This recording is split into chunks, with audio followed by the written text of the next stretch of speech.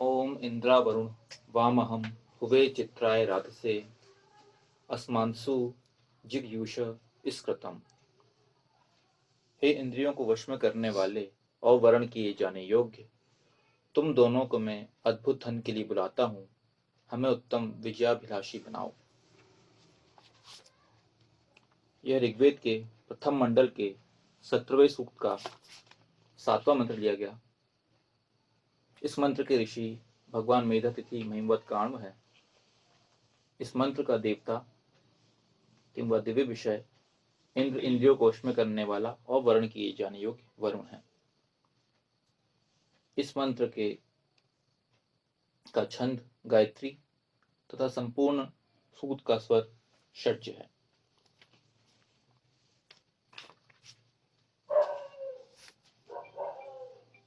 हे इंद्रियों को वश में करने वाले और वर्ण किए जाने योग्य, तुम दोनों को मैं अद्भुत धन के लिए बुलाता हूँ। इंद्रा वरुण वाम अहम हुवे चित्राय राधसे।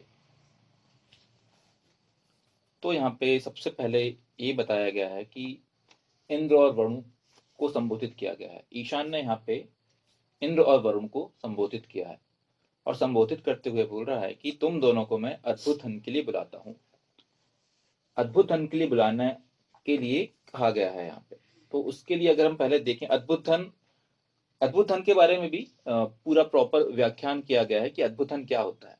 लेकिन अगर हम नॉर्मल धन के लिए भी इसको अगर नॉर्मल कॉन्टेक्स्ट नॉर्मल संदर्भ में भी हम लेते हैं तो उससे भी हमें ये मालूम चलता है कि अगर कोई भी तरीके का धन हो, चाहे वो अद्भुत धन हो, हमने वेद में पहले भी देखा गया है कि एक और 2-3 जगह अलग अलग विशिष्ट धन के बारे में विशेषताएं हैं। एक आया है महाधन, एक और भी मंत्र है जिसमें महाधन, छोटा धन, यहाँ पे अद्भुत धन। इस तरीके से धन के बारे में भी अलग अलग तरीके की के हमारे यूज किए गए हैं, शब्द यूज किए गए हैं। तो यहाँ पे अद्भुत धन की बात की गई है। बाकी के मंत्रों में अगर हम एक और मंत्र ले जहाँ पे महाधन और छोटा धन की बात की गई है, वहां पे भी इंद्र ही मेन देवता है उस मंत्र का है, जिसमें कि महाधन के लिए भी इंद्र होने की बात की गई है। जब यहाँ पे बात की गई है कि वो अद्भुत धन के लिए बुलाता हूं, तो वहां पे इंद्र और वरुण दोनों को संबोधित किया गया है। अद्भुत धन चित्राय राधसे का तात्पर्य ऐसा धन है जो धर्माचरण द्वारा प्राप्त किया जाता है। इसे हेतु कहीं कोई अन्याय, अत्याचार, भ्रष्टाचार, हेराफेरी आदि अनैतिक और अवैधानिक कार्यों की आवश्यकता नहीं होती। वेद पर आसन करते हुए व्यक्ति धर्माचरण के माध्यम से अतुलनीय धन प्राप्त कर सकता है। धन का तात्पर्य सिर्फ भौतिक धन नहीं है। धन का तात्पर्य वो सारी चीजें हैं जो कि आप वेद में चलते हुए जो भी प्राप्त करेंगे। देखिए, धन सबसे इंपॉर्टेंट ये है। धन को हम लोग समझते हैं कि भौतिक, आज के टाइम में हम धन, अगर हम कोई वर्ड लें तो हम उसमें धन का मतलब समझते हैं पैसा। लेकिन धन सिर्फ पैसा नहीं है। धन मतलब समृद्धि, आपके जीवन में जो भी खुशियां आ रही हैं, उस खुशियों में आपको समृद्धि प्राप्त हो रही है, कुछ भी हो रहा है, वो भी एक तरीके का धन है। अगर आपको खुशी है, आपको अपने फैमिली के साथ रह के खुशी मिल रही है, वो भी एक धन है। तो धन की प्राप्ति में, धन का एक एक्चुअल में जो अगर हम मतलब अगर वैदिक संस्कृत में हम इसमें मतलब देखें तो हमेशा हर वैदिक संस्कृत में हर एक वर्ड का मतलब हमेशा बहुत डिटेल में होता है, मतलब बहुत ही ज्यादा व्यापक होता है। तो अगर धन का मतलब वेद में लिया गया है तो वहां पे सिर्फ और सिर्फ नॉर्मल धन से मतलब नहीं है, इसका मतलब हम पूरी तरह से और व्यापक भी ले सकते हैं। तो यहाँ जब अद्भुत धन की बात की जा रही है, उसमें यह बोला गया है कि इस हेतु हमें कहीं भी किसी तरीके का अत्याचार, अन्याय, भ्रष्टाचार, हेराफेरी, मतलब आज के जमाने में सबसे बड़ा ये हो गया है। अगर हम देखें, अगर हम ये सोचें कि जीवन में इस पर्टिकुलर मंत्र के हिसाब से ये हमें ये बता रहा है कि लाइफ में पैसा कमाने के लिए या धन प्राप्ति के लिए हम सोचते हैं कि सीधे मार्ग से, सही मार्ग से हम धन प्राप्त नहीं कर सकते। हमें ऐसा लगता है आज की डेट में हम सोचेंगे कि अगर कोई बंदा ईमानदार है, जो ईमानदारी से काम कर रहा है और काम करते हुए आगे बढ़ना चाहता है, उसके लिए बहुत मुश्किल है ये चीजें। धन कमाने का जो फास्ट और जल्दी तरीका हम सोचते हैं कि वो 2 नंबर का ही तरीका है, जिसमें आप अत्याचार करो। जैसे कि अगर हम आज की डेट में ऐसे लोगों को दिखते हैं जो कि बड़ी पोस्ट पे हैं या बड़े जिनके पास पावर है, शक्तिशाली लोग हैं, उनके पास धन कमाने के बहुत आसान तरीके हैं। लेकिन जहाँ पे ईशान क्लियरली ये बोल रहा है, देखिए आपको समझना ये होगा कि वेद में अगर कोई बात ईशान ने किसी भी मंत्र में बोला है, तो आपको लग सकती है कि वो ये ऐसे कैसे पॉसिबल है, ये हम कैसे कर पाएंगे, हम कितनी आसानी से, इतने आसानी से तो अभी कर ही नहीं सकते कि अगर मैं ईमानदारी से काम कर रहा हूँ, ईमानदारी से काम करते हुए मैं अगर धन की प्राप्ति कर रहा हूँ, तो मुझे तो पूरा जीवन लग जाएगा, लेकिन मैं धन नहीं कमा सकता। और हम कहीं ना कहीं वहीं पे जाके हम अपने आप के, अपने जो सही डायरेक्शन को मिस करके अगर हम कहीं भी गलत काम करने के लिए जाएंगे, वहीं पे आपका पूरा एक्चुअल में आप गलत रास्ते में जैसे ही गए, वहीं से आपका आपका एक्चुअल में धन जाना स्टार्ट हो जाए। आप सोचोगे कि आप धन कमा रहे हैं, लेकिन वो धन एक्चुअल में आप कमाएंगे नहीं, कहीं ना कहीं इस तरीके से आप उस धन को वापस ही लौटाएंगे। जिस भी तरीके से लौटाएं, आपको लौटाना पड़ेगा। अगर आपको अद्भुत धन की प्राप्ति करनी है, तो अद्भुत धन की प्राप्ति के लिए आपको वेद पे आसन करते हुए ही आप अद्भुत धन की, अतुलनीय धन को प्राप्त कर सकते हैं। अब वेद में आसन करते हुए मतलब क्या?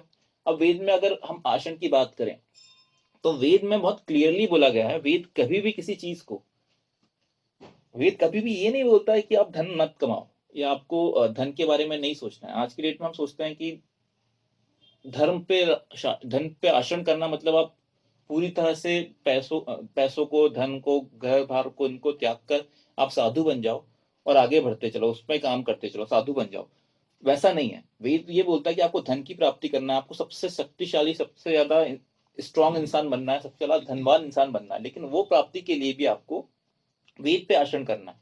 तो इंपॉर्टेंट यही है कि वेद पे आपको आचरण करना पड़ेगा। वेद क्या आचरण करने बोलता है? वेद अगर धन की बात करता है जहां पे भी, तो वेद कभी भी ये नहीं बोलता कि आपको सिर्फ एक ही तरीके से आचरण करना है, एक ही तरीके से किसी चीज को माना है।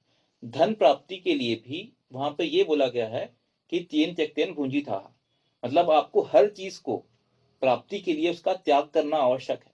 बिना त्याग के आप उसका भोग नहीं कर सकते। अगर आपको धन का भोग करना है, धन की प्राप्ति करना है, तो आपको त्याग करना पड़ेगा। अब त्याग के लिए वेद में क्या बोला गया है? त्याग के धन, हम धन के कॉन्टेक्स्ट में बात कर रहे हैं इस चीज को, हम ये बात कर रहे हैं कि धन के कॉन्टेक्स्ट में क्या त्याग है। तो धन के कॉन्टेक्स्ट में त्याग आ जाता है हमारा दान। अगर आप ये सोच रहे हैं कि मैं सिर्फ और सिर्फ धन कमाते जाऊं, धन कमाते जाऊं, धन कमाते जाऊं, तो आप अद्भुत धन की प्राप्ति कभी नहीं कर सकते। आपको धन कमाने के साथ साथ उसका एक पोर्शन, एक दान का एक पोर्शन, जो भी आप दान के लिए आप, देखिए यहाँ पे दान कुछ भी तरीके से हो सकता है, वो दान का पोर्शन आप डिसाइड करिए आप क्या कर सकते हैं। वेद की व्यवस्था वो ये बोलती है कि आय का 5वां हिस्सा आपको दान करना चाहिए। ये आइडियल केस होता है, ये वो केस होता है जो कि बेस्ट के सिनेरियो है। बिल्कुल 100% सिनेरियो जो होता है वो ये है कि आपको आपकी पूंजी का, आपके धन का 5वां हिस्सा आपको दान में करना चाहिए। वो दान होना चाहिए जो कि आपके लिए, आप लोगों के लिए और वेद के काम के लिए और ओवरऑल मतलब सृष्टि के निर्माण के लिए, सृष्टि को श्रेष्ठ बनाने के लिए, जीवन उद्देश्य की प्राप्ति के लिए वो जो पैसे का आप उसका दान करें। ये आपका दान का कॉन्सेप्ट आता है यहाँ। अब इसके लिए क्या है, इसमें एक और चीज ये आती है कि आपको दान जब करना है, तो दान करते टाइम आपकी जो भावना होनी चाहिए वो वेद ईशान के लिए ही होनी चाहिए। अगर इसमें आपकी भावना में अगर कोई भी चेंज आता है, अगर हम ये सोचते हैं कि हमारी भावना, यार ये तो क्यों, यार क्यों दे रहे हैं, या क्या कर रहे हैं, तो वो भावना आपकी सही होनी चाहिए। देखिए हर चीज में जब जब भावना वाली बात आ गई, मतलब वो सीधे सीधे जुड़ जाता है इंद्र से।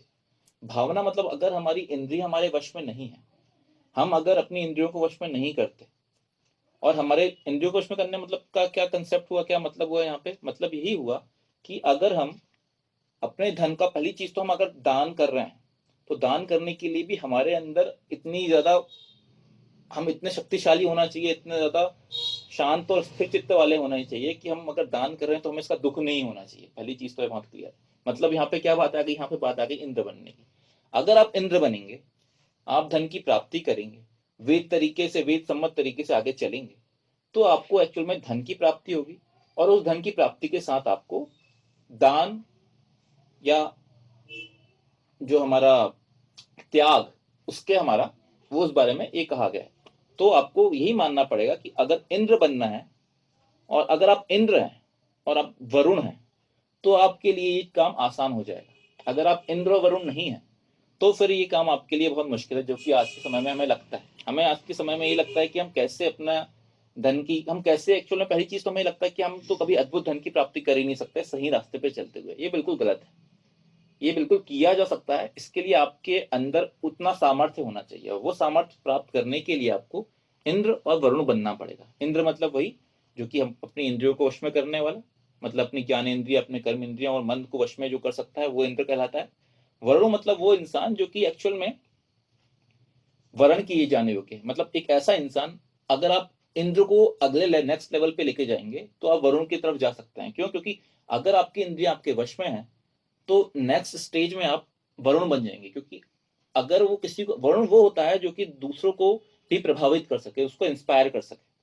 तो वरुण मतलब वर्ण किए जाने योग्य, जिसको मैं देखकर उसको उससे इंस्पायर हूं, उसको समझूं कि यार ये ऐसा इंसान मुझे बनना है। तो इंद्र तो पहली प्राथमिकता है, पहली चीज है। अगली अगला आप अगला पड़ाव आपका वरुण होता है। तो इंद्र और वरुण के बाद ही आप अद्भुत धन की प्राप्ति कर सकते हैं। ये इस पर्टिकुलर पहले जो हमारा फुटनोट है 15वां, इस पे हमें ये बोला गया है। दूसरा है 16वां फुटनोट है, हमें उत्तम विजयाभिलाषी बनाओ। सा जिगुषः कृतम। सावधान, व्यक्ति के कर्म ऐसे ना हो कि ईशान परब्रह्म परमात्मा उसकी विजय के स्थान पर उसकी पराजय की अभिलाषा करने लग जाए।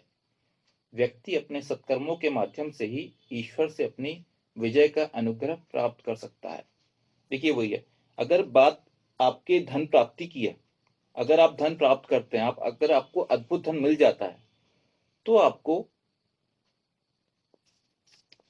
अपने सत्कर्मों को हमेशा कंटिन्यू मेंटेन रखना पड़ेगा।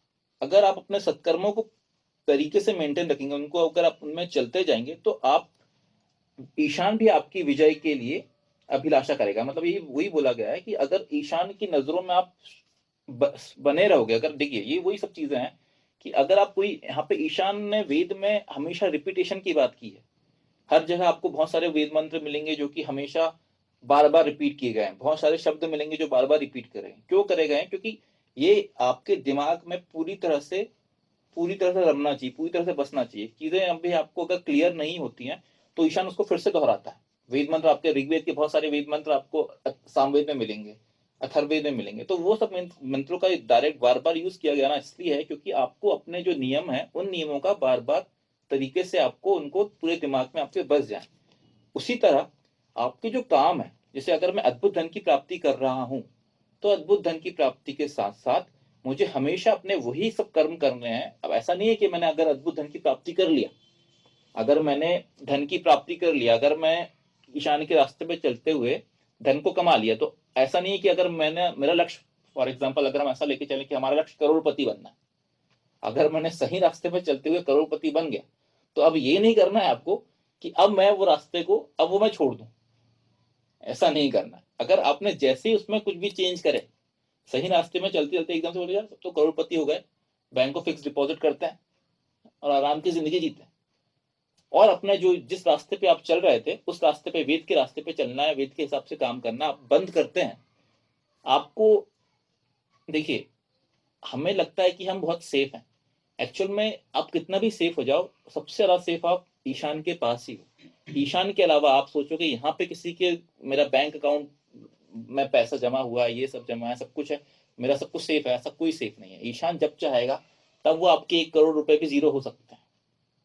इसके लिए यही है कि आपको हमेशा ईशान के नजर में, ईशान के लिए आप हमेशा ऐसा रहो कि वो आपके लिए हमेशा विजय की ही अभिलाषा करे। उत्तम विजयाभिलाषी बनाओ। आपको हमेशा ऐसा ही बनना है कि ईशान कभी, आप कभी ईशान की नजर में नीचे ना हो जाए। कभी ऐसा ना हो जाए कि भाई अब इंसान ने अपना वो ग्रिप को छोड़ दिया। हमें, आपको अपना ग्रिप को नहीं छोड़ना। हमें, देखिए, पहली बात तो यही है कि कोई भी काम आपको शॉर्टकट तरीके से नहीं करना। अगर आपको शॉर्टकट तरीके से करने के बाद भी अगर सफलता मिल जाती है तो ईशान का अनुग्रह है आपके ऊपर। लेकिन अब आपकी रिस्पॉन्सिबिलिटी ये बनती है कि आपको हमेशा वो जो तरीके से आपको सफलता मिली है उसको हमेशा मेंटेन रखें, ना कि उसमें अब हम छेड़छाड़ करें कि नहीं यार अब तो अपना काम हो गया, अब अपन देखते हैं। सिमिलरली वैसे ही कि अब मेरा तो अब काम हो गया, मैंने अपना जीवन जीना था जी लिया, अब मैं अपने तरीके से जीवन जीऊंगा। देखिए ऐसा नहीं करना है।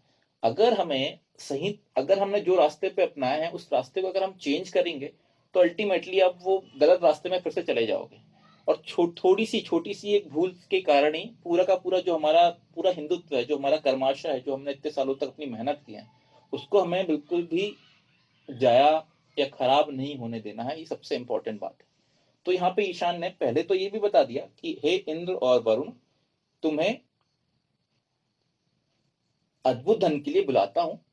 साथ ही साथ ये भी बोल दिया कि उत्तम विजयाभिलाषी बनाओ, मतलब आपको हमेशा उत्तम विजयाभिलाषी ही बने रहना है। और यहाँ पे स्टार्टिंग भी इसी बात से सावधान शब्द से किया गया है। उसका स्टार्टिंग में सावधान, आपको व्यक्ति को ऐसे कर्म ना हो कि ईशान परब्रह्म परमात्मा की नजर में आप डाउन हो जाएं। तो आपको इंपॉर्टेंट ये है कि आपको अपने कर्मों को हमेशा उसी तरीके से मेंटेन रखना है जिस तरीके से आप पहले चलते हुए चले थे, और इंद्र और वरुण बन के आपको हमेशा आगे बढ़ते रहना। ये इसका संक्षिप्त में अनुवाद है।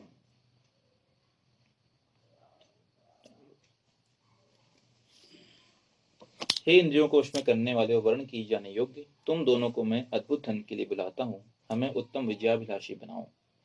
ओम इंद्रा वरुण वामहम हुवे चित्राय राजसे अथमांसु जिग्विषस्कृतम। ओम।